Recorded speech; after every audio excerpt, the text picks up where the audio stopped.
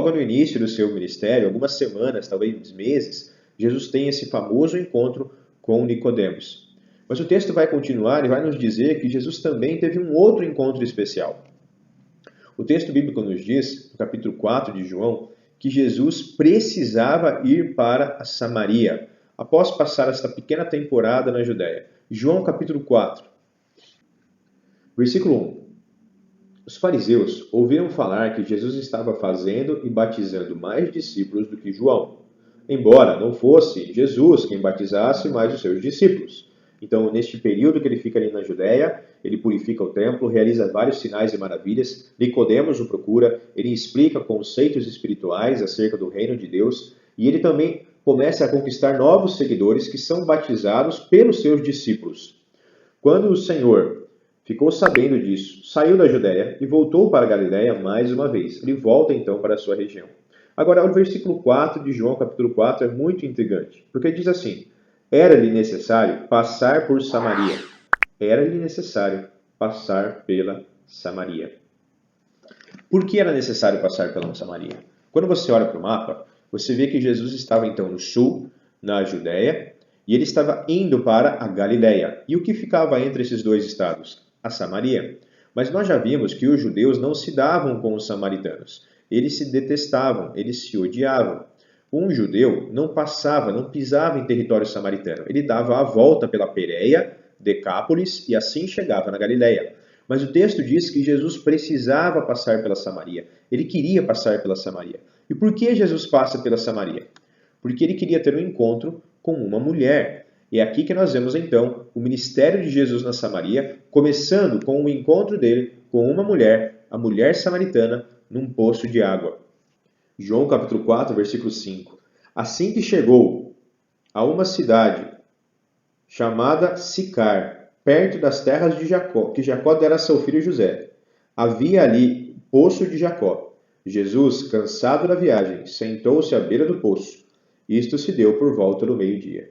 Nisto veio uma mulher samaritana tirar água. Disse-lhe Jesus: dê-me um pouco de água. E você já conhece toda a história. Os discípulos de Jesus foram à cidade comprar comida e Jesus ficou ali no poço tendo um encontro com esta mulher.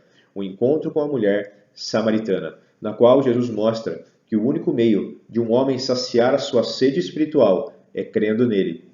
Por meio desta mulher, toda a cidade ouviu o evangelho. Todos os homens da cidade vieram ao poço ouvir Jesus. E ele permaneceu na Samaria por alguns dias, ensinando a palavra de Deus aos samaritanos, mostrando que sim, a salvação viria dos judeus, mas ela estaria disponível a todos os adoradores que buscassem a Deus em espírito e em verdade. Essa conversa com a mulher samaritana é muito interessante, porque Jesus está quebrando vários paradigmas aqui. Primeiro, ele está em território samaritano. Um judeu religioso, piedoso, não faria isso. Jesus estava lá. Segundo, ele está falando com uma mulher, que não era costume. Em terceiro lugar, ele está falando com uma mulher com uma vida totalmente imoral. E nós vemos isso pela conversa dos dois. Você pode ler o texto todo depois. E ele está conversando com ela. A conversa com esta mulher gira em torno do tema da vida eterna. O mesmo tema da conversa que ele teve com Nicodemos, a vida eterna. Mas é interessante porque é na Samaria, aqui, em território não judeu, que Jesus vai ser pela primeira vez chamado de Messias, enviado por Deus. É aqui, pela primeira vez, que Jesus vai se declarar como Messias, enviado por Deus. Versículo 25 do capítulo 4 de João. Disse a mulher: eu sei que o Messias, chamado Cristo, está para vir. Quando ele vier, explicará tudo para nós. Então, Jesus declarou à mulher, versículo 26, eu sou o Messias, eu que estou falando com você. É neste momento, então, que Jesus está declarando a sua autoridade e o seu reconhecimento da figura do Messias, o enviado por Deus. Aqui Jesus abertamente diz: eu sou o enviado por Deus, o Messias que veio salvar o mundo. E a conversa com esta mulher gira em torno do tema da vida eterna.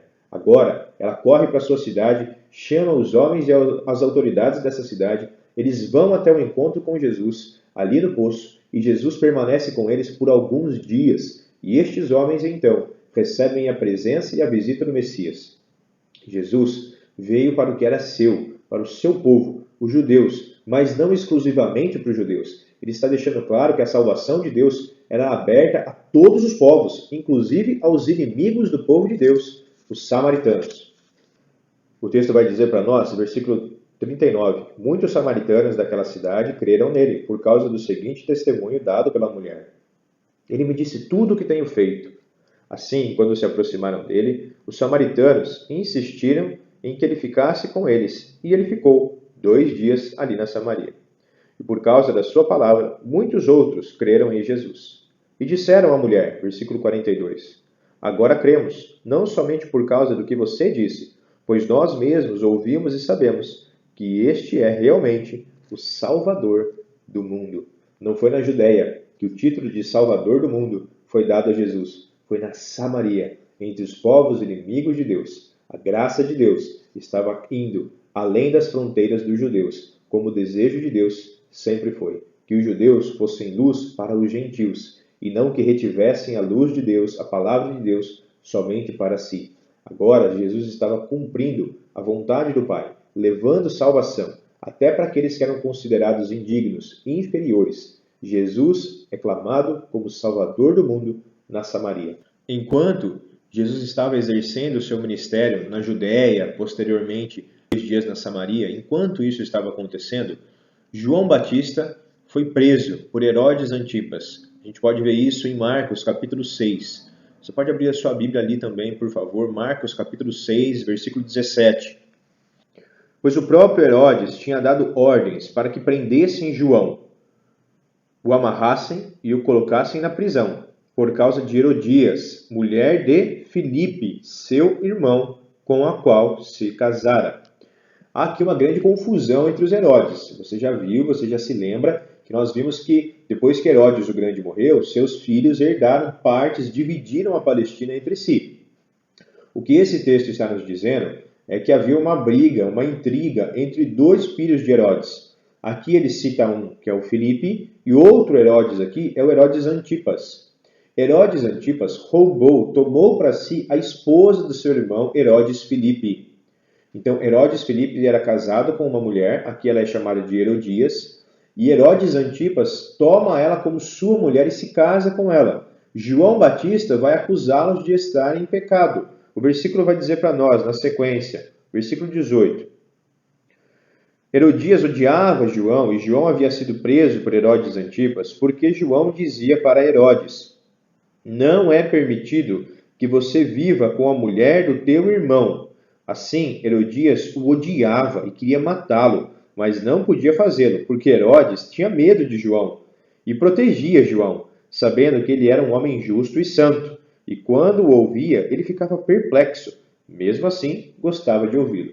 Mesmo João, às vezes acusando ele de seus pecados, ainda assim Herodes Antipas gostava de vê-lo.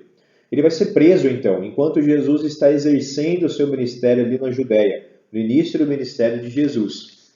Mas logo depois que ele é preso, João vai ser morto. Herodias vai conseguir convencer Herodes Antipas a matar João Batista. Nós vemos isso na sequência desse mesmo texto, versículo 21. Finalmente, Herodias teve uma oportunidade de matar João Batista. No seu aniversário, Herodes ofereceu um banquete aos líderes mais importantes, aos comandantes militares e às principais personalidades da Galiléia.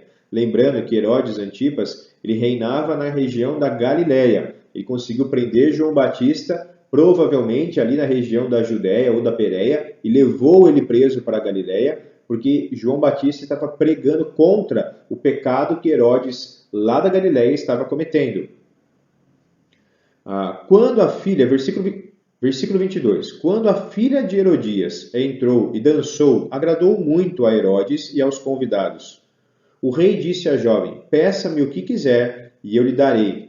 E ela então vai consultar a sua mãe, dizendo, mãe, o rei me disse para eu pedir o que eu quiser. O que devo pedir? Então, versículo 24, ela saiu e disse à mãe, o que pedirei? E a mãe lhe respondeu, a cabeça de João Batista. Imediatamente a jovem vai até o rei Herodes e diz, eu quero a cabeça de João Batista. Mesmo Herodes Antipas não gostando muito da ideia, ele precisava honrar a sua palavra, que ele deu na frente de todos, e ele então manda decapitar João Batista, cortar-lhe a cabeça e traz a cabeça dele à jovem em uma bandeja. Versículo 28.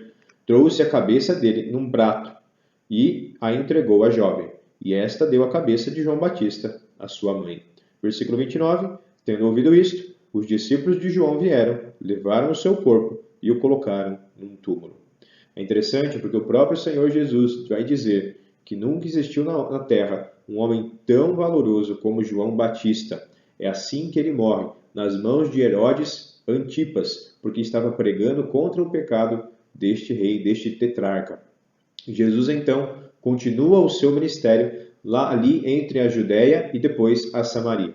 Depois que Jesus, então, termina aquele tempo de 2 dias na Samaria, o texto bíblico nos diz que ele vai retornar para Galiléia, vai chegar na região onde morava, mas agora ele vai chegar lá de um modo diferente. Ele sai como um desconhecido. E quando ele volta, ele já começa a ser uma pessoa popular. As pessoas já sabem quem ele é. Muitos galileus estavam na festa da Páscoa, quando ele quebrou todas as barraquinhas do templo, quando ele realizou sinais maravilhosos ali. E quando ele volta para sua terra natal, vários galileus já tinham ouvido falar de Jesus. E agora começa uma nova fase do seu ministério, quando ele começa a se tornar popular. Mas isso nós veremos na próxima aula. Que Deus te abençoe.